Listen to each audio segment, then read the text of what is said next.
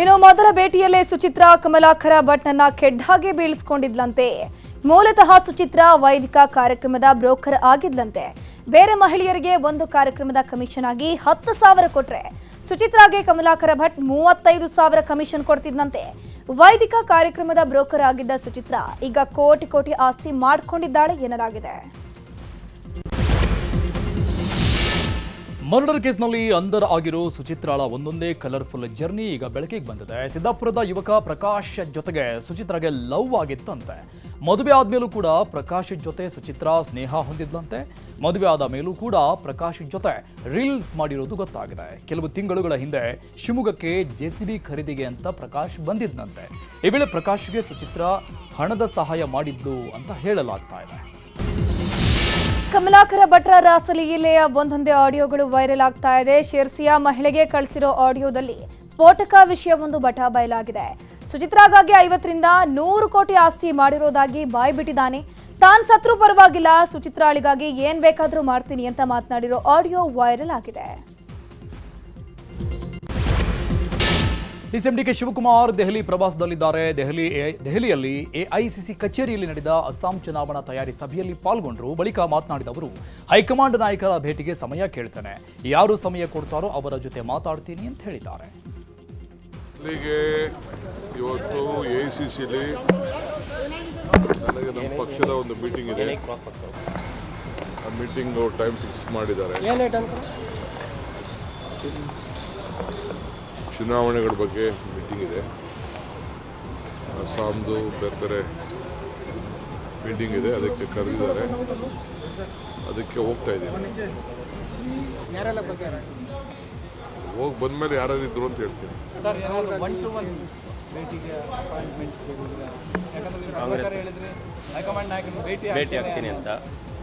ಖಂಡಿತ ಒಳ್ಳೆ ಕಥೆ ಐತಲ್ಲ. ಇದು ಬಂದಮೇಲೆ ಯಾರು ಫ್ರೀ ಆಗಿರ್ತಾರೆ, ಯಾರು ಟೈಮ್ ಕೊಡ್ತಾರೆ ಅವ್ರು ಭೇಟಿ ಮಾಡಿ. ಕಾಂಗ್ರೆಸ್ ಪಾಳ್ಯದಲ್ಲಿ ಕುರ್ಚಿ ಕದನ ಜೋರಾಗಿದೆ. DK ಶಿವಕುಮಾರ್ ದೆಹಲಿ ಪ್ರಯಾಣ ಭಾರೀ ಕುತೂಹಲ ಮೂಡಿಸಿದೆ. ಈ ಬಗ್ಗೆ ವಿಧಾನಸೌಧದಲ್ಲಿ CM ಸಿದ್ದರಾಮಯ್ಯ ಪ್ರತಿಕ್ರಿಯಿಸಿದ್ದಾರೆ. ಬಜೆಟ್ ಪೂರ್ವ ಸಿದ್ಧತೆಗೆ DK ಶಿವಕುಮಾರ್ ಗೈರಾಗಿದ್ರು. ಅಸ್ಸಾಂ ಚುನಾವಣೆ ಹಿನ್ನೆಲೆಯಲ್ಲಿ ದೆಹಲಿಗೆ ಹೋಗ್ತೀನಿ ಅಂತ ಲೆಟರ್ ಬರೆದಿದ್ದಾರೆ. ಹೈಕಮಾಂಡ್ ಏನ್ ಹೇಳುತ್ತೆ ಹಾಗೆ ನಡ್ಕೊಳ್ತೀವಿ, ಒಂದು ವೇಳೆ ನನ್ನನ್ನು ಹೈಕಮಾಂಡ್ ಕರೆದ್ರೆ ದೆಹಲಿಗೆ ಹೋಗ್ತೀನಿ ಅಂತಂದ್ರು. ಲೆಟರ್ ಬರೆದಿದ್ದಾರೆ. ಲೆಟರ್ ಬರೆದು ನನಗೆ ಅಸ್ಸಾಂನ ಮೀಟಿಂಗ್ ಇದೆ, ಅಸ್ಸಾಂ ಚುನಾವಣಾ ಮೀಟಿಂಗ್ ಇದೆ, ಅಲ್ಲಿಗೆ ಹೋಗಬೇಕಾಗಿದೆ ದಿಲ್ಲಿಗೆ. ಅದಕ್ಕೋಸ್ಕರವಾಗಿ ನಾನು ಬರಲಿಕ್ಕಾಗಲ್ಲ. ಇವತ್ತು ಹೈಕಮಾಂಡ್ ನಾಯಕರನ್ನು ಭೇಟಿ ಮಾಡ್ತೀನಿ ಅಂತ ಹೇಳಿ ನಾನು ಅದ್ರ ಬಗ್ಗೆ ಮಾತಾಡಲ್ಲ. ಹೈಕಮಾಂಡ್ ಅವ್ರು ಏನು ಹೇಳ್ತಾರೆ ಅದನ್ನೇ ಅಂತಿಮ. ಇಲ್ಲಪ್ಪ, ನಾನು ಕರೀದಿನ ಯಾಕೆ ಹೋಗ್ಲಮ್ಮ. ಇದೇ ವಿಚಾರವಾಗಿ ಶಾಸಕ ಬಾಲಕೃಷ್ಣ ಪ್ರತಿಕ್ರಿಯೆ ಕೊಟ್ಟಿದ್ದು, DKಶಿ ಏನ್ ಹೊಸದಾಗಿ ದೆಹಲಿಗೆ ಹೋಗ್ತಿಲ್ಲ, ಅವರು ನಮ್ಮ ರಾಜ್ಯದ ಪ್ರಮುಖ ನಾಯಕರು, ಆಗಾಗ ಹೋಗ್ತಾ ಬರ್ತಾ ಇರ್ತಾರೆ. ಹೈಕಮಾಂಡ್ ಜೊತೆ ಚರ್ಚೆ ಮಾಡೋದಕ್ಕೆ ಮತ್ತು ಅವರ ಇಲಾಖೆ ಬಗ್ಗೆ ಚರ್ಚೆ ಮಾಡೋದಕ್ಕೆ ಹೋಗ್ತಾರೆ. ಅದಕ್ಕೆ ವಿಶೇಷ ಅರ್ಥ ಕಲ್ಪಿಸೋ ಅಗತ್ಯ ಇಲ್ಲ ಅಂತಂದು. ಇನ್ನು ಇದೇ ವೇಳೆ ನಾಯಕತ್ವ ಬದಲಾವಣೆ ಚರ್ಚೆ ವಿಚಾರವಾಗಿಯೂ ಮಾತನಾಡಿದ ಬಾಲಕೃಷ್ಣ, ನಾಯಕತ್ವ ಬದಲಾವಣೆ ಬಗ್ಗೆ ನಾವು ಮಾತನಾಡೋಕ್ಕಾಗಲ್ಲ, ಏನೇ ಇದ್ರೂ ಹೈಕಮಾಂಡ್ ಮಾತನಾಡಬೇಕು ಅಂತಂದ್ರು. ಇಕ್ಬಾಲ್ ಹುಸೇನ್ ಅವರು ಯತೀಂದ್ರ ಅವ್ರು ಇಬ್ಬರನ್ನ ಕೇಳಬೇಕು. ಏನು ಸ್ಟೇಟ್ಮೆಂಟ್ ಇದ್ರು, ಬೇರೆಯವ್ರನ್ನ ಯಾರನ್ನ ಏನು ಕೇಳಕ್ ಹೋಗ್ಬೇಡಿ. ಡೈಲಿಗೆ ಏನು ಹೊಸ್ದಾಗಿ ಹೋಯ್ತವ್ರು. ಅವ್ರು ಇವಾಗ ಹೋಯ್ತಾ ಇರ್ತಾರೆ, ಬರ್ತಾ ಇರ್ತಾರೆ. ಅವರು ಒಬ್ರು ಲೀಡ್ರು, ರಾಜ್ಯದ ಲೀಡ್ರು, ನಾಯಕರು. ಅಲ್ಲಿ ಹೈಕಮಾಂಡ್ ಜೊತೆ ಚರ್ಚೆ ಮಾಡಲಿಕ್ಕೆ ಅವರು ರಾಜ್ಯದ ಮಂತ್ರಿ ಆಗಿ ಉಪಮುಖ್ಯಮಂತ್ರಿ ಆಗಿದ್ದಾರೆ. ಅವ್ರ ಇಲಾಖೆ ಬಗ್ಗೆ ಚರ್ಚೆ ಮಾಡೋಕ್ಕೆ ಇಲ್ಲಿಗೆ ಹೋಯ್ತಾ ಇರ್ತಾರೆ. ಅದಕ್ಕೇನು ವಿಶೇಷವಾಗಿ ಅರ್ಥ ಕಲ್ಪಿಸ್ತಕ್ಕಂಥದ್ದು ಅವಶ್ಯಕತೆ ಇಲ್ಲ. ಅದನ್ನು ನೀವು ಹೇಳೋಕ್ಕಾಯ್ತದ? ಅದು ಹೈಕಮಾಂಡ್ ತೀರ್ಮಾನ ಮಾಡಿದ್ರೆ ಲೀಡರ್ಶಿಪ್ ಬಗ್ಗೆ ನಾವು ಏನು ಮಾತಾಡ್ಲಿಕ್ಕಾಗಲ್ಲ. ಹೈಕಮಾಂಡ್ ಅದ್ರ ಬಗ್ಗೆ ತೀರ್ಮಾನ ಮಾಡ್ತಾರೆ. ನಾನು ಹೇಳಲಿಲ್ವಾ? ಕಾಂಗ್ರೆಸ್ನವರಿಗೆ ಹಿಂದುಳಿದವರ ಮತ ಬೇಕು, ಆದರೆ ಅಭಿವೃದ್ಧಿ ಬೇಡ ಅಂತ ವಿಪಕ್ಷ ನಾಯಕ ಅಶೋಕ್ ಆರೋಪ ಮಾಡಿದರು. ಅಶೋಕ್ ಆರೋಪಕ್ಕೆ ಸಚಿವ ಸತೀಶ್ ಜಾರಕಿಹೊಳಿ ತಿರುಗೇಟ್ ಕೊಟ್ಟಿದ್ದಾರೆ. ಚಿತ್ರದುರ್ಗದಲ್ಲಿ ಮಾತನಾಡಿದವರು, SC/ST ಜನರಲ್ ಕ್ಯಾಟಗರಿ ಎಲ್ರಿಗೂ ಈವರೆಗೆ ದುಡ್ಡು ಕೊಡ್ತಾ ಇದ್ದೇವೆ, ನಮ್ಮಷ್ಟು ಅನುದಾನ ಕೊಟ್ಟವರು ಯಾರೂ ಇಲ್ಲ. ನೀರಾವರಿ, ಶಿಕ್ಷಣ, PWD ಇಲಾಖೆಗೂ ಹಣ ಕೊಡ್ತಾ ಇದ್ದೀವಿ. ಅಶೋಕ್ ಅವರು ಸುಖಾಸುಮ್ಮನೆ ಆರೋಪ ಮಾಡ್ತಾ ಇದ್ದಾರೆ ಅಂತ ಹೇಳಿದ್ದಾರೆ. ಮಾಡ್ತಾ ಇದ್ದೀವಿ, ನಮ್ಮಷ್ಟು ದುಡ್ಡು ಕೊಟ್ಟರು ಯಾರೂ ಇಲ್ಲ. ನಮ್ಮಷ್ಟು ಹಿಂದುಳಿದವ್ರಿಗಿರ್ಬೋದು, SC/ST ಇರ್ಬೋದು, ಜನರಲ್ನವ್ರಿಗೆ ನಮ್ಮ ಇಂಜಿನಿಯರ್ ಸಾಹೇಬ್ ಹಿಡಿದು ಇಲ್ಲಿವರೆಗೆ ನಿರಂತರವಾಗಿ ಕೊಡ್ತಾನೆ ಇದ್ದೀವಿ. ಸೊ ಅವ್ರ ಆರೋಪ ಅಷ್ಟೇ ಇರೋದು. ಅದು ಅವ್ರ ಕಾಲ್ನಂಗೆ ಮಾಡಿದ್ರೆ ನಾವು ಮಾಡಿದ್ದಾರೆ. ಅವ್ರ ಕಾಲಿನಲ್ಲೇ ಇತ್ತು, ಈಗೂ ಇದೆ, ಮುಂದೆ ಕೂಡ ಇದ್ದೇ ಇರ್ತಾರೆ. ಅದು ಖಾಲಿ ಅವ್ರು ಹೇಳ್ತಾರೆ ಇಷ್ಟೆಲ್ಲ ಡೆವಲಪ್ಮೆಂಟ್ ಮಾಡ್ತಾ ಇದ್ದೀವಿ, ನೀರಾವರಿ ಇರ್ಬೋದು, PWD ಇರ್ಬೋದು, ಶಿಕ್ಷಣ ಇರ್ಬೋದು, ಕೊಡ್ತಾ ಇದ್ದೀವಿ ದುಡ್ಡು. ಸೊ ಅವ್ರ ಆರೋಪ ಮಾತ್ರ ಮಾಡೇ ಮಾಡ್ತಾರೆ ದುಡ್ಡಿಲ್ಲ ಅಂತ. ಅದು ಅವ್ರಿಗೆ ಒಂಥರ ರೂಢಿ ಆಗಿಬಿಟ್ಟಿದೆ ಮಾಡ್ತಾ. ಮೆಟ್ರೋ ದರ ಏರಿಕೆ ವಿರೋಧಿಸಿ ರಾಜ್ಯ ಸರ್ಕಾರದ ವಿರುದ್ಧ ಸಂಸದ ತೇಜಸ್ವಿ ಸೂರ್ಯ ಪ್ರತಿಭಟನೆಯನ್ನ ಮಾಡಿದ್ರು. ಈ ಬಗ್ಗೆ ಶಾಸಕ ಯತ್ನಾಳ್ ಪ್ರತಿಕ್ರಿಯಿಸಿದ್ದಾರೆ.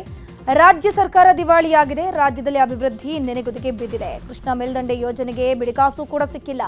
ರಾಜ್ಯಪಾಲರ ವಂದನಾ ನಿರ್ಣಯದಲ್ಲೂ ಸರ್ಕಾರ ಯುಕೆಪಿಗೆ ಎಷ್ಟು ಹಣ ಕೊಡ್ತೀವಿ ಅಂತ ಹೇಳಿಲ್ಲ. ಕೇವಲ ಗ್ಯಾರಂಟಿ ಅಂತ ಹೇಳೋದು ಬಿಟ್ರೆ ಏನೂ ಇಲ್ಲ ಅಂತಂದ್ರು. ಸರ್ಕಾರದ್ದು ಪಾಲಿದೆ ಮೆಟ್ರೋದಲ್ಲಿ. ರಾಜ್ಯ ಸರ್ಕಾರ ಬಿಟ್ಟು ಬರೀ ಕೇಂದ್ರ ಸರ್ಕಾರ. ಇವತ್ತು ಇಂಡಿಯನ್ ರೈಲ್ವೆ ಪೂರ್ತಿ ಭಾರತ ಸರ್ಕಾರದಲ್ಲಿ. ಮೆಟ್ರೋದಲ್ಲಿ ಶೇರಿಂಗ್ ಇದೆ ಕರ್ನಾಟಕ ಮತ್ತು ಗೌರ್ಮೆಂಟ್ ಆಫ್ ಇಂಡಿಯಾ.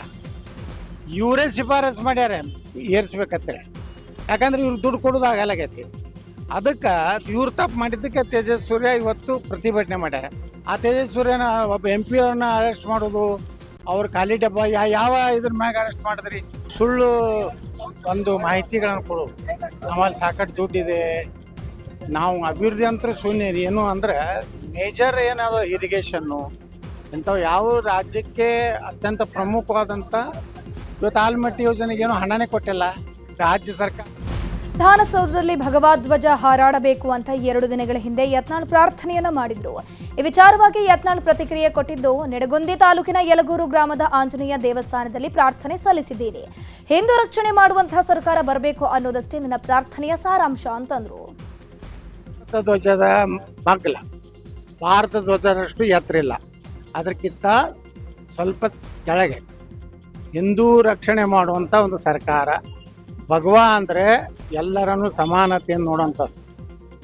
ಭಗವಾ ಅಂದರೆ ಯಾವುದೇ ಒಂದು ಜಾತಿಗೆ ಸಂಬಂಧಪಟ್ಟಿದ್ದಲ್ಲ, ಅದಕ್ಕೆ ತ್ಯಾಗ ಶ್ರದ್ಧೆ ಇದೆ.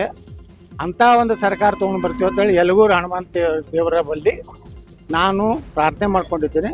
ನಮ್ಮ ಸರ್ಕಾರ ಆಡಳಿತದಲ್ಲಿ ಸಿಎಂ ಪುತ್ರ ಯತೀಂದ್ರ ಹಸ್ತಕ್ಷೇಪ ವಿಚಾರವಾಗಿ ಮಾಜಿ ಸಂಸದ ಪ್ರತಾಪ್ ಸಿಂಹ ಪ್ರತಿಕ್ರಿಯೆ ಕೊಟ್ಟಿದ್ದಾರೆ. ಮೈಸೂರಲ್ಲಿ ಮಾತನಾಡಿದ ಅವರು, ಯತೀಂದ್ರ ಸಿದ್ದರಾಮಯ್ಯ ವರ್ಗಾವಣೆ ದಂಧೆಯಲ್ಲಿ ತೊಡಗಿದ್ದಾರೆ. ಯತೀಂದ್ರ ಅನಧಿಕೃತವಾಗಿ ವರ್ಗಾವಣೆಯ ಸಚಿವರಾಗಿದ್ದಾರೆ. ಸಿಎಂಗೆ ಯತೀಂದ್ರ ಕೆಟ್ಟ ಹೆಸರು ತರ್ತಾ ಇದ್ದಾರೆ. ರಾಕೇಶ್ ಅವರಿಂದ ಸಿದ್ದರಾಮಯ್ಯಗೆ ಯಾವತ್ತೂ ಮುಜುಗರ ಆಗಿರಲಿಲ್ಲ. ಅಪ್ಪನ ಅಧಿಕಾರವನ್ನ ಯತೀಂದ್ರ ದುರುಪಯೋಗ ಮಾಡಿಕೊಂಡಿದ್ದಾರೆ. ರಾಜ್ಯದಲ್ಲಿ ಯತೀಂದ್ರ ಸೇಲ್ಸ್ ಟ್ಯಾಕ್ಸ್ ಕಡ್ಡಾಯವಾಗಿದೆ ಅಂತ ಕಿಡಿಕಾರಿದ್ದಾರೆ. ರಾಕೇಶ್ ಅವರು ಬದುಕಿದ್ರು. ರಾಕೇಶ್ ಅವರು ಬದುಕಿರೋವರೆಗೂ ಕೂಡ, ಯಾಕಂದರೆ ಅವರು ಇಷ್ಟು ಅವರ ಅಧಿಕಾರಾವಧಿಯಲ್ಲಿ ರಾಕೇಶು ರಾಜಕಾರಣನೂ ನೋಡ್ಕೊಳ್ತಾ ಇದ್ರು, ಆದರೆ ಅವ್ರ ಅಪ್ಪನಿಗೆ ಕೆಟ್ಟ ಹೆಸರು ತರುವಂಥ, ಅವ್ರ ಅಪ್ಪನಿಗೆ ಒಂದೇ ಒಂದು ಕಪ್ಪು ಚುಕ್ಕೆ ಬರುವಂತೆ ಯಾವತ್ತೂ ನಡ್ಕೊಂಡಿರಲಿಲ್ಲ. ಯಾವುದೇ ಅವರು ಒಂದು ಹಗರಣಗಳಲ್ಲಿ ಸಿಕ್ಕಿ ಹಾಕುವಂಥ ಒಂದು ಪರಿಸ್ಥಿತಿನ ತಂದುಕೊಂಡಿರಲಿಲ್ಲ. ಯತೀಂದ್ರ ಅಂತೂ ಎಲ್ಲ ಟ್ರಾನ್ಸ್ಫರ್ಗಳಿಗೂ ಕೂಡ ಕೈ ಹಾಕ್ತಾ ಇದ್ದಾರೆ. ಈ GSTನಲ್ಲಿ SGST ಅಂತ ಒಂದಿದೆ, ಅದು state goods and sales tax ಅಂತ ಹೇಳ್ಬಿಟ್ಟು. ಅದಿವತ್ತು SGST ಹೆಂಗಾಗಿದೆ ಅಂತಂದರೆ Siddaramaiah goods and sales tax ಆಗಿದೆ ರಾಜ್ಯ ಮಟ್ಟದಲ್ಲಿ. ಇನ್ನು ಟ್ರಾನ್ಸ್ಫರ್ ವಿಚಾರಕ್ಕೆ ಬಂದರೆ YST ಅಂತ ಹೇಳ್ಬಿಟ್ಟು ಯತೀಂದ್ರ ಸೇಲ್ಸ್ ಟ್ಯಾಕ್ಸ್. ಇನ್ನು ಪ್ರತಾಪ್ ಸಿಂಹ ಆರೋಪಕ್ಕೆ ಸಿಎಂ ಸಿದ್ದರಾಮಯ್ಯ ತಿರುಗೇಟು ಕೊಟ್ಟಿದ್ದಾರೆ. ಪ್ರತಾಪ್ ಸಿಂಹ ವರ್ಗಾವಣೆ ಮಾಡ್ತಾ ಇದಾರಂತೆ. ಪ್ರತಾಪ್ ಸಿಂಹನಿಗೆ ಟಿಕೆಟೇ ಕೊಡ್ಲಿಲ್ವಲ್ಲಪ್ಪ. ನೋಡಿ, ಪ್ರತಾಪ್ ಸಿಂಹನಿಗೆ ಟಿಕೆಟೇ ಕೊಡ್ಲಿಲ್ಲ. ಪ್ರತಾಪ್ ಸಿಂಹ ಬೆಂಗಳೂರಿನಲ್ಲಿ ಮತ್ತೊಂದು ಲವ್ ಜಿಹಾದ್ ಕೇಸ್ ನಡೆದಿದೆ ಅನ್ನೋ ಆರೋಪ ಕೇಳಿ ಬರ್ತಾ ಇದೆ. BTM ಲೇಔಟ್ ನಿವಾಸಿ ಸೈಯದ್ ಇಮ್ತಿಯಾಜ್ ಕೋಲ್ಕತ್ತಾ ಮೂಲದ ಹಿಂದೂ ಯುವತಿ ಸೃಷ್ಟಿ ತ್ರಿಪಾಠಿಯನ್ನ ಮದುವೆಯಾಗಿದ್ದ. ಇನ್ನು ಈ ಹಿಂದೆ ಪತ್ನಿಗೆ ಅಬಾರ್ಷನ್ ಕೂಡ ಮಾಡಿಸಿದಂತೆ. ಇದೀಗ ಸೃಷ್ಟಿ ಮತ್ತೆ ಗರ್ಭಿಣಿಯಾಗಿದ್ದು ಹೆಣ್ಣು ಮಗುವಿಗೆ ಜನ್ಮ ಕೊಟ್ಟಿದ್ದಾಳೆ. ಸೃಷ್ಟಿಯ ಹೆಸರನ್ನ ಜೈನಾಬ್ ಅಂತ ಬದಲಾಯಿಸಿ ಇಸ್ಲಾಂಗೆ ಮತಾಂತರ ಮಾಡಿದ ಆರೋಪ ಕೂಡ ಇದೆ. 2025ರ ಫೆಬ್ರವರಿಯಲ್ಲಿ ಮಗು ಹಾಗೂ ತಾಯಿಯನ್ನ ಕೋಲ್ಕತ್ತಾದಲ್ಲಿ ಬಿಟ್ಟು ಸೈಯದ್ ಇಮ್ತಿಯಾಜ್ ಎಸ್ಕೇಪ್ ಆಗಿದ್ದು ನ್ಯಾಯಕ್ಕಾಗಿ ನೊಂದ ಮಹಿಳೆ ಅಲೆದಾಡ್ತಿದ್ದಾಳೆ. ಮದುವೆಯಾದ 6ನೇ ದಿನಕ್ಕೆ ಹಾವೇರಿಯ ಹುಡುಗನ ಬಾಳಲ್ಲಿ ಬಿರುಗಾಳಿ ಎದ್ದಿದೆ. ರವಿ ಜವಳಿ ಮ್ಯಾರೇಜ್ ಬ್ರೋಕರ್ ಮಾಡಿದ ಮೋಸಕ್ಕೆ ಬಲಿಯಾದ ಹುಡುಗ.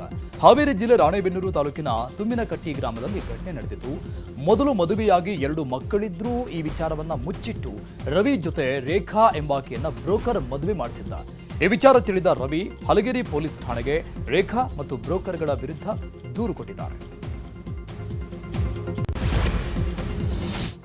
ಈಗ ರಾಜ್ಯದ ಪ್ರಮುಖ ಸುದ್ದಿಗಳು.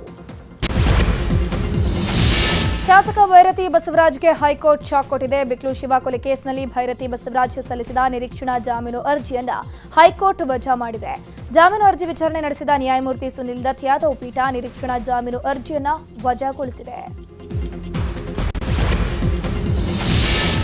ಕೆನಡಾದಲ್ಲಿ ಕರ್ನಾಟಕ ಮೂಲದ ಚಂದನ್ ಕುಮಾರ್ ಅನ್ನೋರನ್ನ ಹತ್ಯೆ ಮಾಡಲಾಗಿತ್ತು. ಮೃತ ಚಂದನ್ ಕುಮಾರ್ ನಿವಾಸಕ್ಕೆ ಗೃಹ ಸಚಿವ ಪರಮೇಶ್ವರ್ ಭೇಟಿ ಕೊಟ್ಟರು. ಚಂದನ್ ಕುಮಾರ್ ಹೆತ್ತವರನ್ನ ಭೇಟಿ ಮಾಡಿದ ಪರಮೇಶ್ವರ್ ಕುಟುಂಬಸ್ಥರಿಗೆ ಸಾಂತ್ವನ ಹೇಳಿದ್ರು. ಈ ವೇಳೆ ಚಂದನ್ ತಾಯಿ ಫಲಂ ಮುಂದೆ ಕಣ್ಣೀರಿಟ್ರು. ನನ್ನ ಮಗ ಸಮಾಜ ಸೇವೆ ಮಾಡ್ತಿದ್ದ ಸಾರ್, ಮದುವೆ ಮಾಡಬೇಕು ಅಂತ ಅಂದ್ಕೊಂಡಿದ್ವಿ.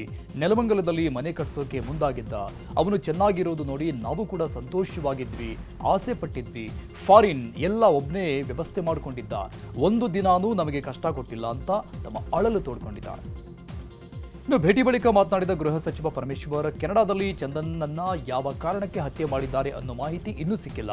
ಅವರ ಆತ್ಮಕ್ಕೆ ಶಾಂತಿ ಸಿಗಲಿ. ಚಂದನ್ ಕೆನಡಾದಲ್ಲಿ ಪ್ರಾಜೆಕ್ಟ್ ಡೈರೆಕ್ಟರ್ ಆಗಿ ಕೆಲಸ ಮಾಡ್ತಾ ಇದ್ರು. ಅವರು ಕನ್ನಡಿಗರಿಗೆ ಬಹಳ ಸಹಾಯ ಮಾಡಿದ್ರು. ಕೆನಡಾದಲ್ಲಿ ಇನ್ವೆಸ್ಟಿಗೇಷನ್ ಆಗ್ತಾ ಇದೆ. ಶನಿವಾರ ಪಾರ್ಥಿವ ಶರೀರ ಇಲ್ಲಿಗೆ ತಲುಪುವ ಸಾಧ್ಯತೆ ಇದೆ. ತಂದೆ ತಾಯಿಗೆ ಅತೀವ ದುಃಖ ಆಗಿದೆ. ಕೇಂದ್ರ ಸರ್ಕಾರದಿಂದ ನಾವು ಮಾಹಿತಿಯನ್ನ ಪಡಿತಾ ಇದ್ದೀವಿ ಅಂತ ಮಾಹಿತಿ ಕೊಟ್ಟಿದ್ದಾರೆ. ಇನ್ನು ಮೃತ ಚಂದನ್ ತಂದೆಗೆ ಕೇಂದ್ರ ಸಚಿವ ಎಚ್ ಡಿ ಕುಮಾರಸ್ವಾಮಿ ಕಾಲ್ ಮಾಡಿ ಮಾತನಾಡಿದ್ದು ಕುಟುಂಬಸ್ಥರಿಗೆ ಸಾಂತ್ವನ ಹೇಳಿದ್ದಾರೆ. ಇನ್ನು ಚಂದನ್ ತಂದೆ ನ್ಯೂಸ್ 18 ಜೊತೆ ಮಾತನಾಡಿದ್ದಾರೆ.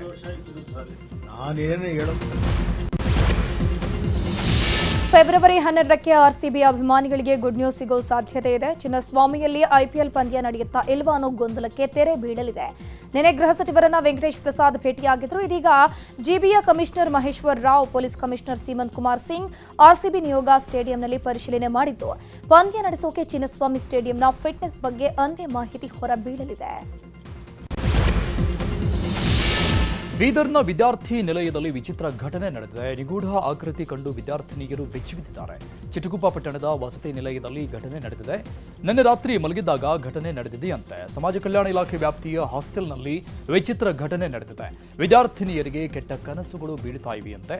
ಸ್ಥಳಕ್ಕೆ ಭೇಟಿ ನೀಡಿದ ಅಧಿಕಾರಿಗಳು ವಿದ್ಯಾರ್ಥಿನಿಯರಿಗೆ ಧೈರ್ಯ ತುಂಬಿದ್ದಾರೆ. ಮೈಸೂರು ಸ್ಯಾಂಡಲ್ ಉತ್ಪನ್ನಗಳಿಗೆ ನಟಿ ತಮನ್ನಾ ಅವರನ್ನ ರಾಯಭಾರಿಯಾಗಿ ಆಯ್ಕೆ ಮಾಡಲಾಗಿದೆ. ಖಾಸಗಿ ಹೋಟೆಲ್ನಲ್ಲಿ ನಡೆದ ಕಾರ್ಯಕ್ರಮದಲ್ಲಿ ಇವತ್ತು ತಮನ್ನಾರನ್ನ ರಾಯಭಾರಿಯಾಗಿ ಅಧಿಕೃತವಾಗಿ ಅನೌನ್ಸ್ ಮಾಡಲಾಯಿತು. ಇನ್ನು ಕಾರ್ಯಕ್ರಮದಲ್ಲಿ ನಟಿ ತಮನ್ನಾ, ಸಚಿವ ಎಂಬಿ ಪಾಟೀಲ್, ಕೆಎಸ್ಡಿಎಲ್ ಅಧ್ಯಕ್ಷ ಅಪ್ಪಾಜಿ ನಾಡಗೌಡ ಸೇರಿದಂತೆ ಹಲವರು ಭಾಗಿಯಾಗಿದ್ರು. ಇನ್ನು ಕಾರ್ಯಕ್ರಮಕ್ಕೆ ಕೆಂಪು ಸೀರೆಯನ್ನುಟ್ಟು ತಮನ್ನಾ ಗ್ರ್ಯಾಂಡ್ ಎಂಟ್ರಿ ಕೊಟ್ಟರು. ಇನ್ನು ಇದೇ ಕಾರ್ಯಕ್ರಮದಲ್ಲಿ 60ಕ್ಕೂ ಹೆಚ್ಚು ಹೊಸ ಉತ್ಪನ್ನಗಳ ಬಿಡುಗಡೆ ಕೂಡ ಮಾಡಲಾಯಿತು. ಐತಿಹಾಸಿಕ ಸಾಗರದ ಮಾರಿಕಾಂಬಾ ಜಾತ್ರೆಗೆ ನಾಳೆ ತೆರೆ ಬೀಳ್ತಾ ಇದೆ. 9 ದಿನಗಳ ಮಾರಿ ಜಾತ್ರೆಗೆ ತೆರೆ ಬೀಳಲಿದೆ. ಈ ಬಗ್ಗೆ ದೇವಸ್ಥಾನದ ಸಮಿತಿಯ ಅಧ್ಯಕ್ಷ ನಾಗೇಂದ್ರ ಮಾಹಿತಿ ಕೊಟ್ಟಿದ್ದಾರೆ. ಮಾರಿಕಾಂಬಾ ದೇವಿಯನ್ನ ವನಕ್ಕೆ ಬಿಡುವ ಕಾರ್ಯಕ್ರಮದ ಮೂಲಕ ಜಾತ್ರೆ ಸಂಪನ್ನಗೊಳ್ಳುತ್ತೆ. ಈ ಹಿನ್ನೆಲೆಯಲ್ಲಿ ನಾಳೆ ಸಾಗರದ ಪ್ರಮುಖ ರಸ್ತೆಗಳಲ್ಲಿ ಭವ್ಯ ಮೆರವಣಿಗೆ ನಡೆಯುತ್ತೆ. ಬೆಳಗ್ಗೆಯಿಂದ ಮಧ್ಯಾಹ್ನ 3 ಗಂಟೆಯವರೆಗೆ ವಿಶೇಷ ಪೂಜೆಗಳು ಮತ್ತು ವಿಐಪಿ ದರ್ಶನಕ್ಕೆ ಅವಕಾಶ ಇದೆ. ನಂತರ ಪೂಜಾ ಮತ್ತು ರಥೋತ್ಸವ ಸಮಿತಿಯ ಸದಸ್ಯರಿಗೆ ಮಾತ್ರ ಅವಕಾಶ ಸಿಗಲಿದೆ. ಇನ್ನು ಭದ್ರತೆ ಬಗ್ಗೆ ಎಎಸ್ಪಿ ಡಾಕ್ಟರ್ ಬೆನಕ್ ಪ್ರಸಾದ್ ಮಾತನಾಡಿದ್ದು, ಕಾನೂನು ಸುವ್ಯವಸ್ಥೆ ಕಾಪಾಡಲು ಅಗತ್ಯ ಪೊಲೀಸ್ ಬಂದೋಬಸ್ತ್ ಮಾಡಲಾಗಿದೆ. ಸಾರ್ವಜನಿಕರು ಪೊಲೀಸರ ಜೊತೆಗೆ ಸಹಕರಿಸುವಂತೆ ಎಎಸ್ಪಿ ಬೆನಕ್ ಪ್ರಸಾದ್ ಮನವಿ ಮಾಡಿಕೊಂಡಿದ್ದಾರೆ. 11ನೇ ತಾರೀಕು ಶ್ರೀ ಮಾರಮ್ಮನ ಹೊಂಡಕ್ಕೆ ಬಿಡುವ ಕಾರ್ಯಕ್ರಮ ಇರ್ತದೆ. ಆ ಕಾರಣದಿಂದ ಪೊಲೀಸ್ ಬಂದೋಬಸ್ತು ತುಂಬ ಸಹಕಾರ ಬೇಕಾಗಿರ್ತದೆ. ಆದ್ದರಿಂದ ನಾಳೆ ದಿನ ಯಾವುದೇ ಪೂಜಾ ಪಾಸು, ಆಮೇಲೆ ವಿಶೇಷ ಪೂಜೆ, ಆಮೇಲೆ ಬ್ಯಾಡ್ಜ್ಗಳು ಎಲ್ಲದೂ ಸಹ 3 ಗಂಟೆವರೆಗೆ ಕ್ಲೋಸ್ ಆಗುತ್ತೆ. ಆಮೇಲೆ ಕಾಮನ್ ಕ್ಯೂ ಇರುತ್ತೆ. ಕಾಮನ್ ಕ್ಯೂ ಯಾರು ಬೇಕಾದ್ರೂ ದರ್ಶನ ಮಾಡ್ಬೋದು. ಈ ಸಾಗರದಲ್ಲಿ ಏನೇ ದರ್ಶನ ಮಾಡಿಸೋದಿದ್ರು VIP ಪಾಸು, ಮತ್ತೊಂದು ಮತ್ತೆ ಈ ರೀತಿಯಾದ ಆಡಳಿತ ಸಮಿತಿಯವರ ಪಾಸು, ಪೂಜಾ ಸಮಿತಿ ಪಾಸು, ಅವೆಲ್ಲವೂ ಕೂಡ ನಾಳೆ ಮಧ್ಯಾಹ್ನ 3 ಗಂಟೆ ಒಳಗಡೆ ಮಾಡ್ಕೊಳ್ಬೇಕು. 3 ಗಂಟೆ. ಈಗ ದೇಶದ ಪ್ರಮುಖ ಸುದ್ದಿಗಳನ್ನು ನೋಡ್ತಾ ಹೋಗೋಣ. ಲೋಕಸಭೆ ಕಲಾಪ ಕಳೆದೊಂದು ವಾರದಿಂದ ಗದ್ದಲದಲ್ಲೇ ನಡೀತಾ ಇದೆ. ಈ ಮಧ್ಯೆ ಲೋಕಸಭೆಯಲ್ಲಿ ಪ್ರಧಾನಿ ಮೋದಿ ಮೇಲೆ ವಿಪಕ್ಷಗಳು ಹಲ್ಲೆ ಮಾಡೋಕೆ ಪ್ಲಾನ್ ಮಾಡಿದ್ರು ಅಂತ ಸ್ಪೀಕರ್ ಅನುಮಾನ ವ್ಯಕ್ತಪಡಿಸಿದ್ರು. ಇದಕ್ಕೆ ಸಾಕ್ಷ್ಯ ಎಂಬಂತೆ ಕೇಂದ್ರ ಸಚಿವ ಕಿರಣ್ ರಿಜಿಜು ಫೆಬ್ರವರಿ 4ರ ವಿಡಿಯೋವೊಂದನ್ನು ರಿಲೀಸ್ ಮಾಡಿದ್ದಾರೆ. ಇದರಲ್ಲಿ ಮೋದಿ ಕುರ್ಚಿ ಸುತ್ತ ಕಾಂಗ್ರೆಸ್ ಮಹಿಳೆಯರು, ಸಂಸದರು ಸುತ್ತುವರಿದು ಪ್ರತಿಭಟನೆ ನಡೆಸುತ್ತಿರುವ ದೃಶ್ಯ ಇದೆ. ಈ ಬಗ್ಗೆ ಬಿಜೆಪಿಯ ಮಹಿಳಾ ಸಂಸದರು ಸ್ಪೀಕರ್ ಓಂ ಬಿರ್ಲಾ ಅವರಿಗೆ ಪತ್ರ ಬರೆದು ಪಿಎಂ ಆಸನವನ್ನ ಸುತ್ತುವರೆದ ಘಟನೆ ಅತ್ಯಂತ ದುರಾದೃಷ್ಟಕರ, ಈ ಬಗ್ಗೆ ಸೂಕ್ತ ಕ್ರಮ ಕೈಗೊಳ್ಳಬೇಕು ಅಂತ ಒತ್ತಾಯಿಸಿದ್ದಾರೆ. ಲೋಕಸಭಾ ಸ್ಪೀಕರ್ ಓಂ ಬಿರ್ಲಾ ಅವರನ್ನ ಪದಚ್ಯುತಿಗೊಳಿಸಲು ಕಾಂಗ್ರೆಸ್ ನೇತೃತ್ವದ ವಿರೋಧ ಪಕ್ಷಗಳು ಅವಿಶ್ವಾಸ ನಿರ್ಣಯ ಮಂಡಿಸಲು ನಿರ್ಧಾರ ಮಾಡಿದ್ದಾವೆ. ಈ ನಿರ್ಣಯಕ್ಕಾಗಿ ನೋಟಿಸ್ ಅನ್ನ ಕಾಂಗ್ರೆಸ್ ಮುಖ್ಯ ಸಚೇತಕ ಸುರೇಶ್ ಕೋಡಿ ಕುನ್ನಿಲ್ ಮತ್ತು ಮೊಹಮ್ಮದ್ ಜಾವೇದ್ ಅವರು ಲೋಕಸಭೆಯ ಪ್ರಧಾನ ಕಾರ್ಯದರ್ಶಿಗೆ ಸಲ್ಲಿಸಿದ್ದಾರೆ. ಸಂಸತ್ನಲ್ಲಿ ನಿರ್ಣಯ ಮಂಡಿಸಲು ಅಗತ್ಯವಿರುವ 100 ಸಹಿಗಳ ಅಗತ್ಯವನ್ನ ಮೀರಿ 106 ಸಂಸದರಿಂದ ಸಹಿಗಳನ್ನು ಪಡೆದುಕೊಂಡಿದ್ದೇವೆ ಅಂತ ಕಾಂಗ್ರೆಸ್ ನಾಯಕರು ತಿಳಿಸಿದ್ದಾರೆ. ಆದರೆ ಈ ಗೊತ್ತುವಳಿಗಳಿಗೆ ಯಾವುದೇ ಟಿಎಂಸಿ ನಾಯಕರು ಸಹಿ ಹಾಕಿಲ್ಲ ಅಂತ ಮೂಲಗಳು ತಿಳಿಸಿವೆ. ಮಾಜಿ ಸೇನಾ ಮುಖ್ಯಸ್ಥೆ ಜನರಲ್ ಮನೋಜ್ ಮುಕುಂದ್ ನರವಾಣೆ ಅವರ ಆತ್ಮಚರಿತ್ರೆ 4 ಸ್ಟಾರ್ ಆಫ್ ಡೆಸ್ಟಿನಿ ಕುರಿತ ವಿವಾದ ಸಂಸತ್ನಲ್ಲಿ ತೀವ್ರ ಚರ್ಚೆಗೆ ಕಾರಣವಾಗಿದೆ. ಮಧ್ಯ ಪುಸ್ತಕದ ಪ್ರಕಾಶಕರಾದ ಪೆಂಗ್ವಿನ್ ಯಾರ್ಡಮ್ ಹೌಸ್ ಇಂಡಿಯಾ ಪುಸ್ತಕವನ್ನು ಇನ್ನೂ ಕೂಡ ಅಧಿಕೃತವಾಗಿ ಪ್ರಕಟಿಸಿಲ್ಲ.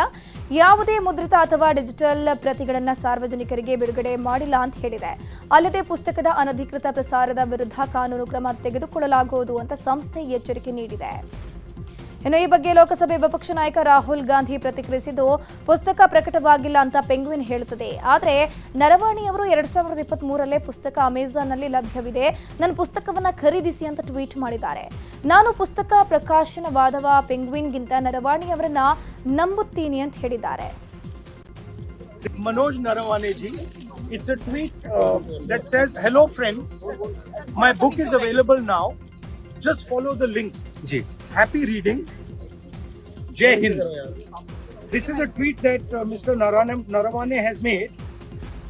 You can look into the tweet. So the point I'm making is, either Mr. Narawane is lying, and I believe the army chief. Okay, I don't think he will lie, or Penguin is lying. Somebody needs to. Both cannot be telling the truth. Manoj Narawane. America ಮತ್ತು ಬಾಂಗ್ಲಾದೇಶ ವ್ಯಾಪಾರ ಒಪ್ಪಂದಕ್ಕೆ ಅಧಿಕೃತ ಸಹಿ ಬಿದ್ದಿದೆ. ಬಾಂಗ್ಲಾದೇಶದ ಸರಕುಗಳ ಮೇಲಿನ ಸುಂಕ ರಿಯಾಯಿತಿ ನೀಡಿದ್ದಾರೆ. ಬಾಂಗ್ಲಾದೇಶದ ಸರಕುಗಳ ಮೇಲಿನ ಪರಸ್ಪರ ಸುಂಕವನ್ನು 20% 19% ಇಳಿಸಿದೆ ಅಮೆರಿಕ. ಇರಾನ್ನ ದಕ್ಷಿಣ ಬಂದರು ನಗರದ ವ್ಯಕ್ತಿಯೊಬ್ಬ ಡೊನಾಲ್ಡ್ ಟ್ರಂಪ್ಗೆ ವಿಡಿಯೋ ಸಂದೇಶ ನೀಡಿ ಸುಸೈಡ್ ಮಾಡಿಕೊಂಡಿದ್ದಾರೆ. ಹಮೀದ್ ಎನ್ನುವ ವ್ಯಕ್ತಿ ಇರಾನ್ ಜೊತೆಗೆ ಯಾವುದೇ ರಾಜತಾಂತ್ರಿಕ ಸಂವಾದ ನಡೆಸದೆ ದಾಳಿ ಮಾಡಬೇಕು ಅಂತ ಹೇಳಿದ್ದಾನೆ. ಜಾರ್ಜಿಯಾದ ಗೈನೆಸ್ ವಿಲೆಯಲ್ಲಿ ರಸ್ತೆಯಲ್ಲಿ ಸಣ್ಣ ವಿಮಾನವೊಂದು ತುರ್ತು ಭೂಸ್ಪರ್ಶವಾಗಿದೆ. ಲ್ಯಾಂಡಿಂಗ್ ವೇಳೆ ಹಲವು ವಿಮಾನಗಳಿಗೆ ವಿಮಾನ ಡಿಕ್ಕಿಯಾಗಿದೆ. ಸದ್ಯ ಘಟನೆಯಲ್ಲಿ ಯಾವುದೇ ಪ್ರಾಣಹಾನಿ ಸಂಭವಿಸಿಲ್ಲ. ಭಾರತ ವಿರುದ್ಧ ಐಸಿಸಿ ಟಿ20 ವಿಶ್ವಕಪ್ ಪಂದ್ಯ ಆಡಲ್ಲ ಅಂತ ಹೇಳಿದ್ದ ಪಾಕಿಸ್ತಾನ ಇದೀಗ ಉಲ್ಟಾ ಹೊಡೆದಿದೆ. ಶ್ರೀಲಂಕಾದಲ್ಲಿ ಫೆಬ್ರವರಿ 15ರಂದು ನಿಗದಿಯಾಗಿದ್ದ ಭಾರತದ ವಿರುದ್ಧ ಪಂದ್ಯ ಆಡುವಂತೆ ತನ್ನ ಪಾಕ್ ಸರ್ಕಾರ ಪಿಸಿಬಿಗೆ ಸೂಚನೆ ಕೊಟ್ಟಿದೆ.